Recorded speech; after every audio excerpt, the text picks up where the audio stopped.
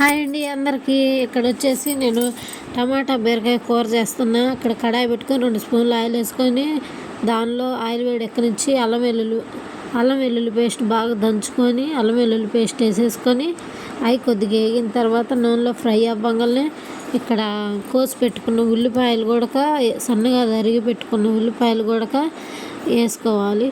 ఆ అల్లం వెల్లుల్లి పేస్టు ఉల్లిపాయలు కలర్ చేంజ్ అయ్యేంత వరకు బాగా వేయించుకోవాలి.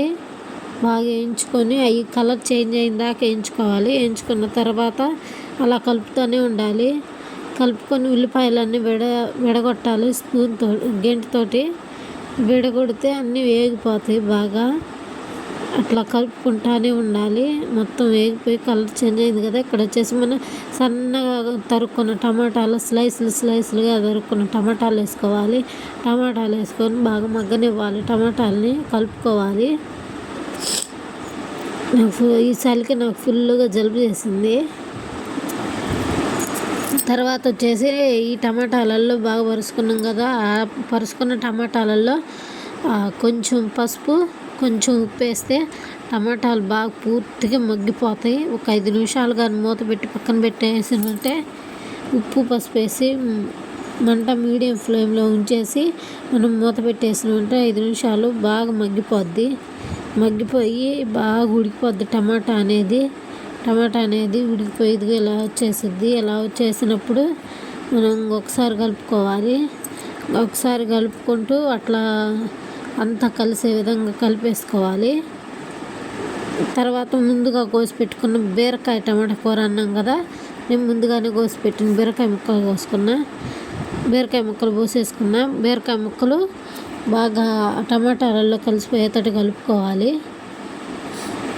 బీరకాయ ముక్క పచ్చి అనేది లేకుండా ఉడికించుకోవాలి, లేదంటే కూర పచ్చి వాసన వస్తుంటుంది.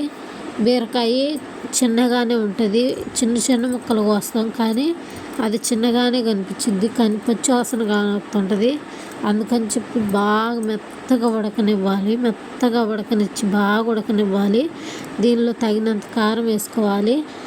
మాది చిన్న స్పూను, అందుకని చెప్పి 2 స్పూన్లు వేసుకున్నా. మీరు తగినంత కారం వేసుకోండి. బాగా ఉడకనివ్వండి. తర్వాత కొద్దిగా ధనియాల పొడి కూడా వేసుకోండి. కాస్త తగినంత కారం, 1 స్పూన్ ధనియాల పొడి, కొద్ది కొబ్బరి పొడి అన్నీ వేసుకొని కలుపుకోండి. కూర మాత్రం సూపర్ టేస్ట్ ఉంటుంది. ఇలాగానే చేసుకున్నారంటే. నా వీడియోస్ ఫస్ట్ టైం చూస్తున్నట్టయితే ప్లీజ్ సబ్స్క్రైబ్ చేసుకోండి. నా వీడియోస్ చూడండి ప్లీజ్. అలా కలుపుకుంటూ ఉండాలి. అలా కలుపుకొని మొత్తం కలిపేసి కొద్దిగా తగిన వాటర్ యాడ్ చేసుకోవాలి. గ్లాసుడు వాటర్ యాడ్ చేసుకొని మూత పెట్టేసుకోవాలి. బాగా ఉడకబెట్టిందాక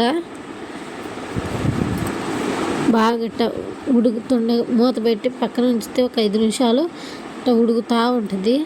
మధ్యలో ఒకసారి మూత చూసుకోవాలి. ముక్క మాత్రం మెత్తగా అంటే ఇట్లా ఉడికిపోయేటట్టుగా చూసుకొని ఉడికించుకోవాలి. మూత తీయంగానే బీరకాయ ముక్క ఉడకపోతే పచ్చి వాసన వచ్చిద్ది. మనకి బీరకాయ ఉడికింది అంటే కూర ఉడికిన వాసన స్మెల్ వస్తుంటుంది. మనకి స్మెల్లే చెప్పిద్ది కూర ఉడికిందా లేదా అనేది. కూర మాత్రం బీరకాయ కూర సూపర్ టేస్ట్ ఉంటుంది. సూపర్ ఉంటుంది. ఇలా ట్రై చేయండి.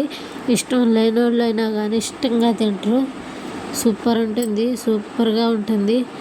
ఈ కూర ఉడికింది అని ఎప్పుడైనా మనకి ఏ కూర అయినా కానీ సరే ఉడికితే చుట్టూరు ఆయిల్ వదిలిద్ది. ఫస్ట్ టైం చూస్తున్నట్టయితే నా వీడియోస్ ప్లీజ్ సబ్స్క్రైబ్ చేసుకోండి. లైక్ కొట్టండి. ప్లీజ్ సబ్స్క్రైబ్ చేసుకోండి.